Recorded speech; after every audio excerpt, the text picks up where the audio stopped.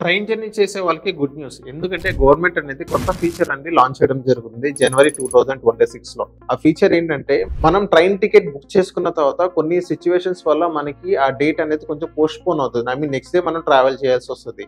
So అలాంటి situation లో మనం ఏం చేస్తాం, ఆ టికెట్ అనేది క్యాన్సిల్ చేసి నెక్స్ట్ డే మనం బుక్ చేయడం జరుగుతుంది. సో కానీ ఇప్పుడు ఈ ప్రాబ్లమ్ ని చూసిన సెంట్రల్ గవర్నమెంట్ ఏం చేశారంటే వాళ్ళు కొత్త ఫీచర్ ని యాడ్ చేయడం జరుగుతుంది.